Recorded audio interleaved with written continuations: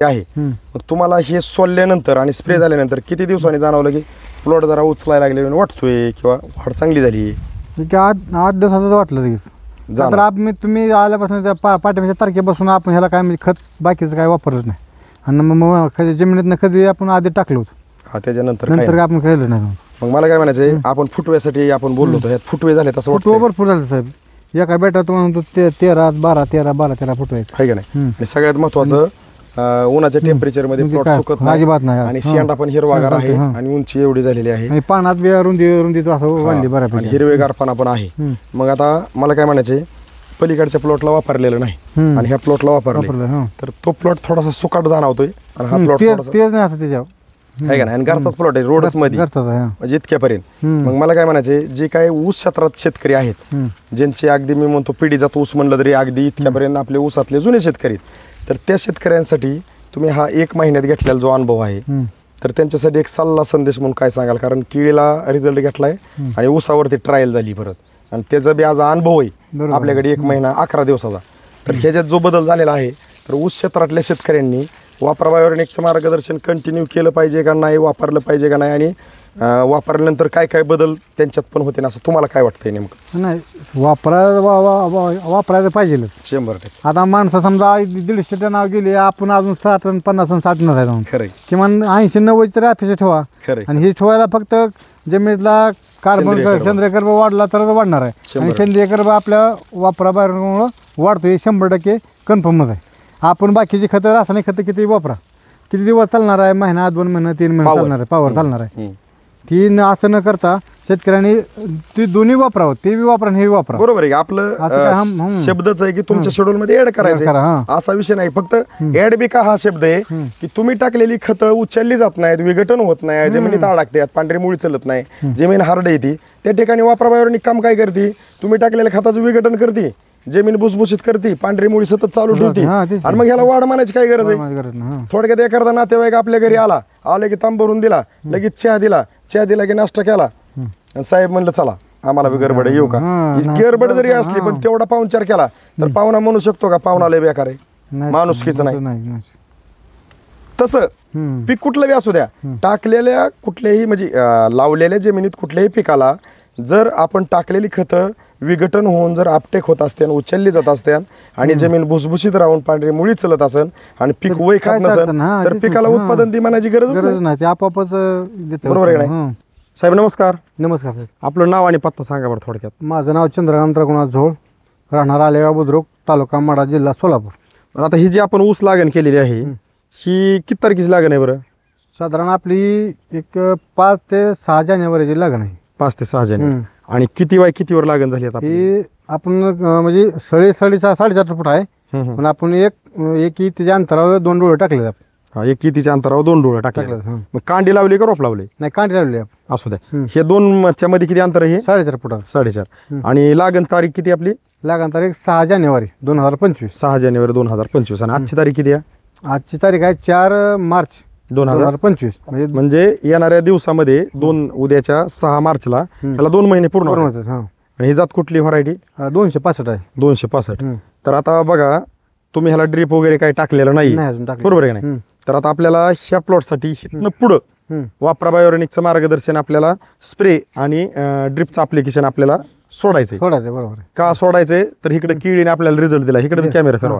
इकडे केळी अगोदर केवढी होती ती कशी झाली, त्या थोडक्यात रिझल्टच्या जोरावरती आपल्याला ऊसाला पण वापरायचं. पण आता ऊसाला वापरायचं आपण थोडीशी पद्धत वेगळी करणार आहे. आता आहे या कॅमेऱ्यात दिसलं बघा, थोडं झूम वगैरे करून, ती मध्ये जी पाईप आहे त्या पाईपाच्या पलीकड वापरायचं नाही, पाईपाच्या अलीकडे वापरायचं. म्हणजे मुद्दाम आपल्याला का असं करायचंय की जिथं वापरलं तिथं फुटवा कसा आहे, उंची वाढ कशी आहे, आणि जिकडं नाही वापरलं रान आपलंच आहे. बरोबर आहे.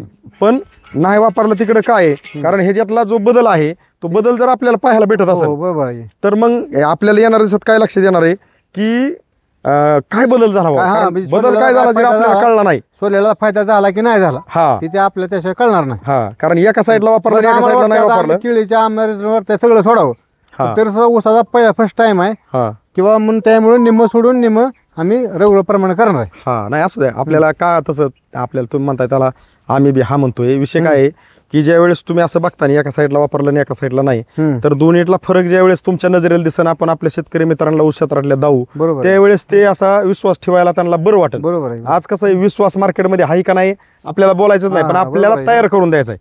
मला स्वतः अनुभव घ्या आणि लोकांना सांगा, विषय संपला. विषय संपला. हा कारण कोणी कोणावर टीका टिप्पणी करण्यात काहीच गरज मजा नाही, नसते. गरज नाही. तर आपण पाहू तुम्ही जो आमच्या वापरा बायोनिक वरती विश्वास ठेवलाय त्या विश्वासाला आपण 1 ते 2 महिन्यांनी ह्या प्लॉटला ह्याच ठिकाणी उभं राहून आपल्या शेतकरी मित्रांना एक विश्वास देण्याचा छोटासा प्रयत्न करू. दिलेल्या माहितीबद्दल आभार आहे. धन्यवाद. नमस्कार साहेब. नमस्कार. नमस्कार साहेब. आपलं नाव आणि पत्ता सांगा बरं थोडक्यात. माझं नाव चंद्रकांत रघुनाथजवळ, राहणार अलिगाव, वद्रुक तालुका, माढा, जिल्हा सोलापूर. तर आता आपण काय केलेलं आहे की समोर जी केळी आहे इकडे पण फिरवा, ह्या केळीला रिझल्ट भेटल्यामुळं ही जी ऊस आहे ह्या ऊसाला तुम्ही वापरा बायोनिकचं मार्गदर्शन वापरण्याचा निर्णय घेतला. कारण तुम्हाला लक्षात काय आलं की केळीला रिझल्ट आहे म्हणल्यानंतर साहेब मग ऊसाला बी वापरून बघू कसं काय रिझल्ट आहे. तर आता आपण 4 मार्च 2025 ला पूर्वावस्थेत शूटिंग काढली होती, फोटो पण काढले होते. आणि आज तारीख किती आहे? आज 15 एप्रिल 15 एप्रिल 2025. म्हणजे आपण पूर्वावस्थेच्या शूटिंगापासून आजपर्यंत जर हे वय म्हणलं मार्गदर्शन घेऊन तर 1 महिना आणि 11 दिवस झाले फक्त. बरोबर आहे का नाही? तर मग तुम्ही ह्याला जमिनीतनं किती वेळा सोडलंय? हे जमिनीतनं 1 किलो सोडले, रोहर आणि गुरुथर. आणि स्प्रे 1 किलो केलं, रोहर आणि गुरुथरचा एकच. किलो. मग त्यावेळेस जी उंची होती त्या फोटोमध्ये व्हिडिओमध्ये आहे. मग तुम्हाला हे सोडल्यानंतर आणि स्प्रे झाल्यानंतर किती दिवसांनी जाणवलं की प्लॉट जरा उचलायला लागले वाटतोय किंवा वाढ चांगली झाली? 8 दिवसाचं वाटलं लगेच. तर तुम्ही आल्यापासून त्या पाठीमागच्या तारखेपासून आपण ह्याला काय म्हणजे खत बाकीचं काय वापरलं नाही. आणि मग जमिनीतनं कधी आपण आधी टाकलो होतो. हा त्याच्यानंतर नंतर आपण केलं नाही. मग मला काय म्हणायचंय आपण फुटव्यासाठी आपण बोललो होतो, ह्यात फुटवे झाले तसं वाटतं? भरपूर झालं साहेब. एका बेटा तुम्हाला 13, 13 फुटवे आहे का नाही? आणि सगळ्यात महत्वाचं उन्हाच्या टेम्परेचर मध्ये प्लॉट सुकत नाही, अजिबात नाही. आणि शेंडा पण हिरवागार आहे आणि उंची एवढी झालेली आहे आणि पानात बी रुंदी असं वाढली बऱ्यापैकी, हिरवेगार पाना पण आहे. मग आता मला काय म्हणायचंय पलीकडच्या प्लॉटला वापरलेलं नाही आणि ह्या प्लॉटला वापरलं तर तो प्लॉट थोडासा सुकाट जाणवतोय आणि हा प्लॉट तेच नाही असं त्याच्यावर आहे का नाही? आणि घरचाच प्लॉट आहे रोडच मध्ये म्हणजे इतक्यापर्यंत. मग मला काय म्हणायचंय जे काही ऊस क्षेत्रात शेतकरी आहेत ज्यांचे अगदी मी म्हणतो पिढीजात ऊस म्हणलं तरी अगदी इतक्यापर्यंत आपले ऊसातले जुने शेतकरी, तर त्या शेतकऱ्यांसाठी तुम्ही हा 1 महिन्यात घेतलेला जो अनुभव आहे तर त्यांच्यासाठी एक सल्ला संदेश म्हणून काय सांगाल? कारण केळीला रिझल्ट घेतलाय आणि ऊसावरती ट्रायल झाली परत आणि त्याचा बी आज अनुभव आहे आपल्याकडे 1 महिना 11 दिवसाचा. तर ह्याच्यात जो बदल झालेला आहे तर ऊस क्षेत्रातल्या शेतकऱ्यांनी वापरा बायोनिकचं मार्गदर्शन कंटिन्यू केलं पाहिजे का नाही, वापरलं पाहिजे का नाही, आणि वापरल्यानंतर काय काय बदल त्यांच्यात पण होते ना असं तुम्हाला काय वाटतंय नेमकं? नाही वापरायचं पाहिजे 100%. आता माणसं समजा 150 टनावर गेली, आपण अजून 60 50 60 न खरं किमान 80 90 तरी अपेक्षा ठेवा.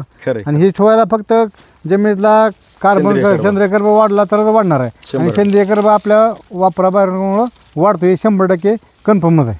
आपण बाकीची खतं रासायनिक खतं किती वापरा, किती दिवस चालणार आहे? महिना 2 महिने 3 महिने चालणार आहे, पावर चालणार आहे. ती असं न करता शेतकऱ्यांनी ती दोन्ही वापरावं, ते बी वापरा हे वापरा. बरोबर आहे. आपलं शब्दच आहे की तुमच्या शेड्यूल मध्ये ऍड करायचं असा विषय नाही. फक्त ऍड बी का हा शब्द आहे की तुम्ही टाकलेली खतं उचलली जात नाहीत, विघटन होत नाही, जमिनीत अडकतात, पांढरी मुळी चलत नाही, जमीन हार्ड येते. त्या ठिकाणी वापरा बायोनिक काम काय करते? तुम्ही टाकलेल्या खताचं विघटन करते, जमीन भुसभुशीत करते, पांढरी मुळी सतत चालू ठेवते आणि मग ह्याला वाढ म्हणायची काय गरज आहे? थोडक्यात एखादा नातेवाईक आपल्या घरी आला की तांब भरून दिला, लगेच चहा दिला की नाश्ता केला, साहेब म्हणलं चला आम्हाला बी गडबड येऊ का? गडबड जरी असली पण तेवढा पाहुणचार केला तर पाहुणा म्हणू शकतो का पाहुणा लय बेकार आहे? माणुसकीच नाही. तसं पीक कुठलं बी असू द्या, टाकलेल्या कुठल्याही म्हणजे लावलेल्या जमिनीत कुठल्याही पिकाला जर आपण टाकलेली खतं विघटन होऊन जर आपटेक होत असते उचलली जात असते आणि जमीन भुसभुशीत राहून पांढरी मुळी चलत असेल आणि पीक वय खात नसेल तर पिकाला उत्पादन दी म्हणायची गरज नाही, आपोआपच. बरोबर आहे नाही? आमच्या भगत सरांच्या शेजारी एक रामहरी शिंदे सर आहेत निमगाव टी मध्ये. त्यांची इथं किस्सा असा झाला की केळीला मार्गदर्शन घेतलं आणि शेजारी डोबळ्या मिरचीचा प्लॉट होता त्यांच्या दाजीचा. विषय असा झाला की इकडं केळीला चांगला रिझल्ट भेटला म्हणून दाजींकडे नेलं बघत सर, आम्ही बी होतो. आणि योगायोग असं की आतमध्ये गेलो, प्लॉट एकदम सुंदर होता, जवळपास असं छातीला कुठतरी पोटाला त्या ढोबळ्या मिरचीची उंची होती. पण विषय असा झाला की असं वारून बघितलं तर कळी कमी Setting आणि कमी, सटिंग कमी आणि मालबी कमी. आणि मग त्यांना म्हणलं की रामहरी सर म्हणले ते की दाजी तुम्ही आमचं ह्या भगत सरांचं मार्गदर्शन वापरून बघा. तर त्यांना जो काही पहिला माल निघत होता त्याच्यापासून अगदी खूप जबरदस्त माल निघायला लागलाय. असं जरी आता टेम्परेचरला हलवलं तरी ते फुल गळत नाही. आपण हलवून पण दावलंय. आज इथं वेगळं काहीतरी सांगतोय असा विषय नाही. आणि आता त्यांना त्यांच्या जोडीदारांचा जो काय माल निघतोय त्याच्यापासून एकदम 4-5 पटीने जास्त माल निघतोय. कलर क्वालिटीचा निघतोय. आणि मार्केटला जो रेट आहे 30-32 रुपये त्यांचा 40-42 ने जातोय. म्हणजे रेटमध्ये फरक, उत्पादनात फरक.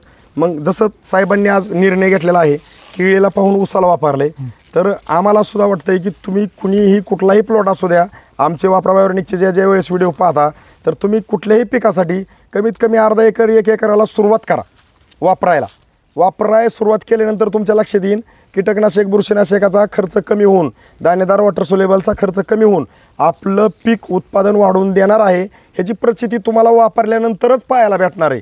त्यासाठी अगदी हात जोडून विनंती, वापरा बायोनिकचं मार्गदर्शन तुम्ही वापरायला सुरुवात करा. ऊसाच्या पिकासाठी करा, केळीला करा, टमाटर, कारलं, दोडका, तुमचं पीक कुठलं असू द्या, पण वापरायला का सुरुवात करा. 34 प्रकारच्या कंटेनची टेक्नॉलॉजी आहे.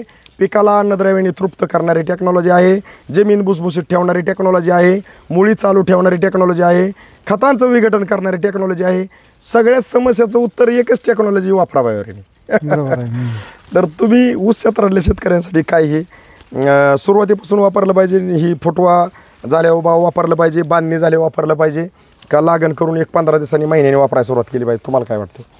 नाही, वापरायचं सुरुवातीपासून वापरायला पाहिजे. तुम्ही 2 प्लॉट असलं 2 एकरात, त्यातलं 1 एकरा वापरून बघा. हा, फरक जाणवला तर दुसऱ्याला वापरा. हा, नाही वापरायला जाणवलं तर वापरू नका, असं काही विषय नाही. तर तुम्ही हे जे काही मार्गदर्शन घेतले, जे काही बदल झालेले आहेत ह्याचे समाधानी आहे आणि इथनं पुढे आपल्याला कंटिन्यू करायचं. तर आपण पाहू येणाऱ्या दिवसात आणखी पण ह्या प्लॉटचे जे काही बदल होते ते आपण शेतकरी मित्रांना दावायचा प्रयत्न करू. ह्या टीच्या समोर आता परत आतमध्ये उभा राहता येणार नाही. तुम्ही जसं गल्लं तसं माहिती दिली आपल्या ऊस क्षेत्रातल्या शेतकऱ्यांसाठी, त्याबद्दल आमच्या बारामतीचे विश्वास कोकणे सरांकडून, तसंच टेंभुर्णीचे समाधान भगत सरांकडून, तसंच रामेश्वर गोगरे सरांकडून आणि कॅमेरा धरलेले आपल्या गजानन साळुंके सरांकडून तुमचं मनापासून खूप खूप साहेब धन्यवाद.